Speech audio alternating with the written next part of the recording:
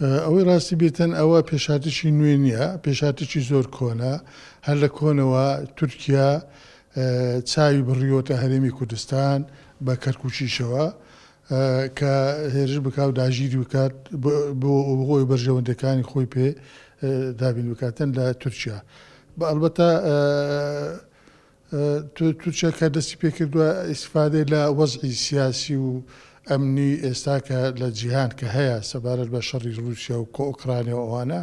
ئەویش دەیەوێتن لە هەمان کاتدا ئەو فرسەتە بقۆزێتەوە بە تایبەتی کە ئێستا لە عێراقیش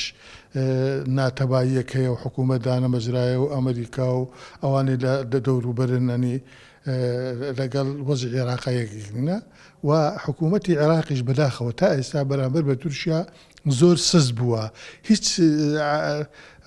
ڕەتفعلێکی نەبووە بەرامبەر ئەو هێرشانە ئەو دەستدرێژیانەی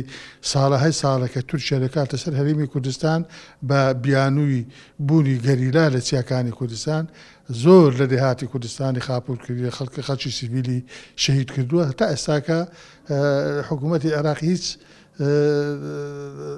ناڕزاییەکان ئەکسەر عەمەلێکیان ڕەتفعلێکی بەرامبەر ئەو هێرشانە نەبووە. بەڵام ئەو شەڕی کە ڕوبەڕووی گەریلا دەبێتەوە لە زۆربەی حاڵەتەکاندا شکستی خواردووە. هیوادارین ئەو پێشێرکاریانە کە سەبارەت بە هەرێمی کوردستان دەکرێتن، هەم حکوومەتی هەرێمی کوردستان هەم حکوومەتی عێراقی کە ئەرچی ئەساسی ئەرچی بنەڕەتی بۆ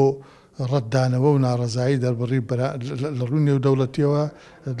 لەسەر حکوومەتی فیدراالە دەبێ ڕەتفعلی هەبی، دەبێ دەنجی هەبیتن بەرامبەر ئەو پێشێرکاریانە. ئێمە لە ڕووی ئەعلامیەوە با نەچینە سەر ڕاگەیاندنی لایەنەکان لەوانەیە بەرامبەر لایەنەکانی دیکە لە ڕاگەیاندن شتێک دەرببڕن، ئێمە ناچینە سەر ئەو هەتا ئەگەر بە عەمەلی دیتمان بە شێوەیەکی عەمەلی بەکرداری پارتی چووە ناو ئەو شەڕەوە، پێم وایە هیوادارشم کە نەچێتە ناو ئەو دەستدرێژی و پەلاماردانەی تورکیا بۆ سەر هەرێمی کوردستان، چونکی ئەگەر بچیتن لێرەدا وەزعی کوردستان بەرەو تونێلێکی تاریک و بەرەو ئاخارێکی نادیار دەڕوە.